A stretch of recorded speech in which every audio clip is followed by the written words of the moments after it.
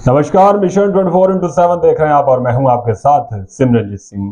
Bulletin की शुरुआत करेंगे दिन भर की हेडलाइन के साथ और फिर दिखाएंगे आपको सभी छोटी बड़ी खबरें फटाफट अंदाज में। तो आइए सबसे पहले हेडलाइंस पर नजर डालते हैं।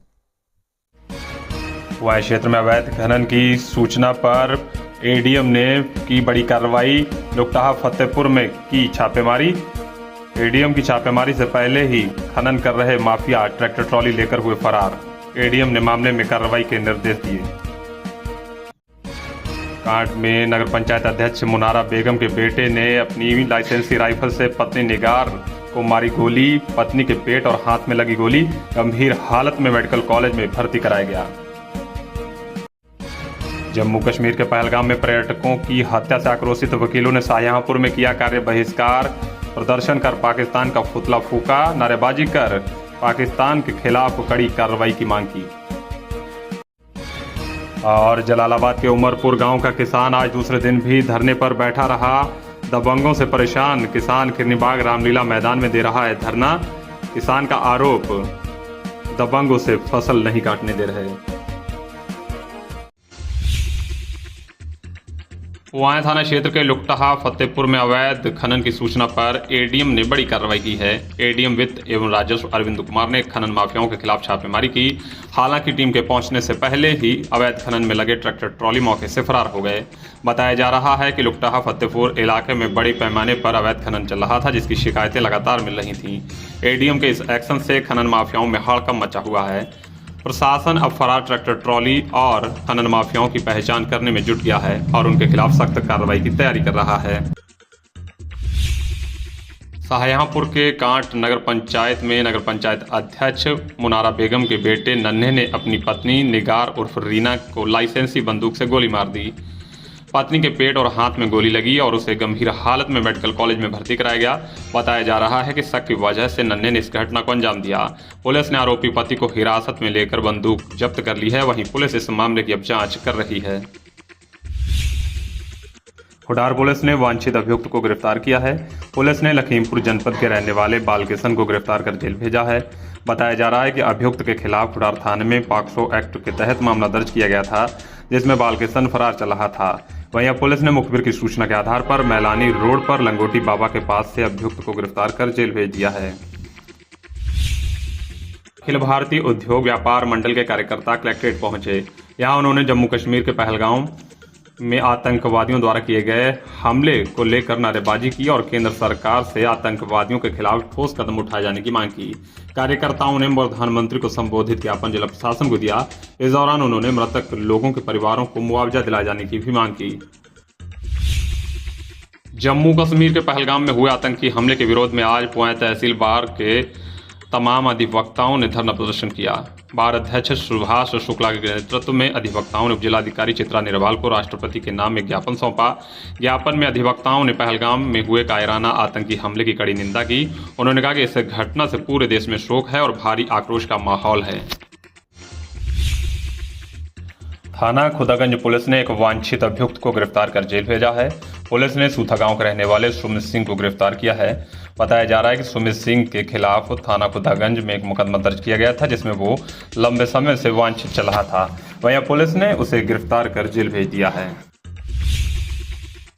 दीना भाना साहब विचार मंच के कार्यकर्ता बड़ी संख्या में आज किरनीबाग रामलीला मैदान पहुंचे। यहां उन्होंने दलितों के साथ हो रहे शोषण को लेकर धरना प्रदर्शन किया। उसके बाद मुख्यमंत्री को संबोधित एक ज्ञापन जिला प्रशासन को सौंपा। ज्ञापन देते हुए दलितों पर हो रहे अत्याचार पर रोक लगाए जाने की मांग की। जलालाबाद क्षेत्र के उमरपुर गांव का किसान धरना प्रदर्शन 2 दिन से कर रहा है।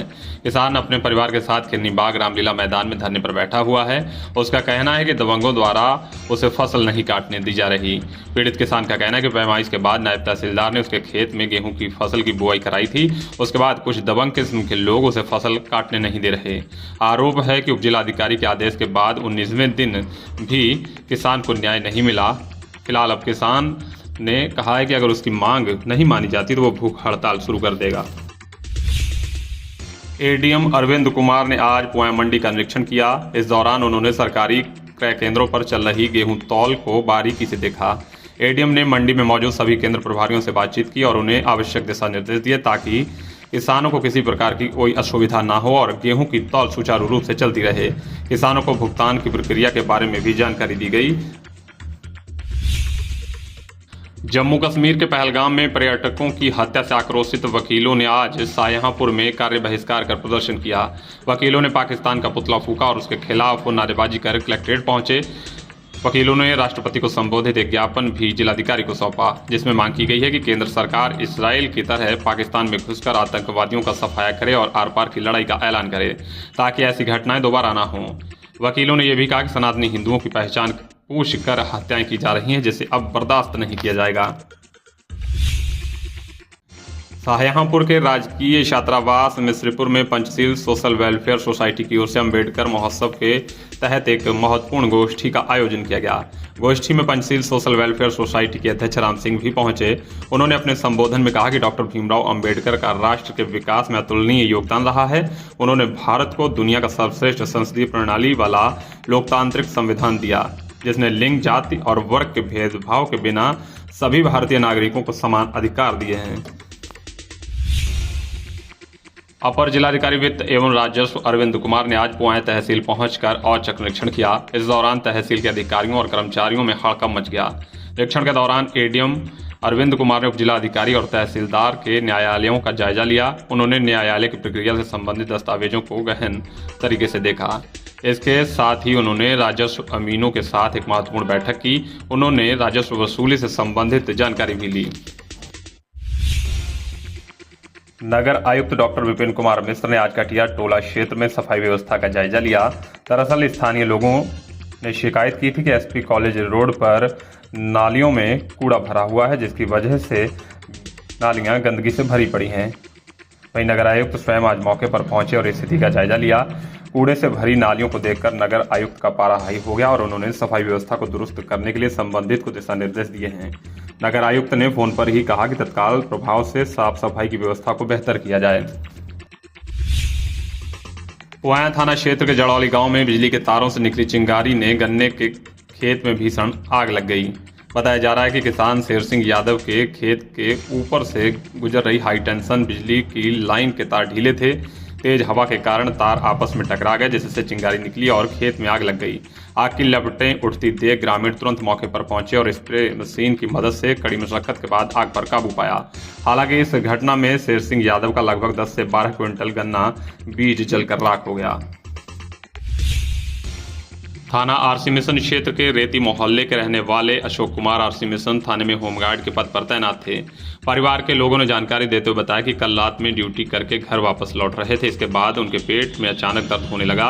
परिजन उन्हें एक प्राइवेट अस्पताल लेकर पहुंचे, जहां इलाज के दौरान उनकी मौत हो गई। फिलहाल सूचना के बाद मौके पर पहुंची पुलिस ने शव को कब्जे में लेकर कार्रवाई शुरू कर दी है।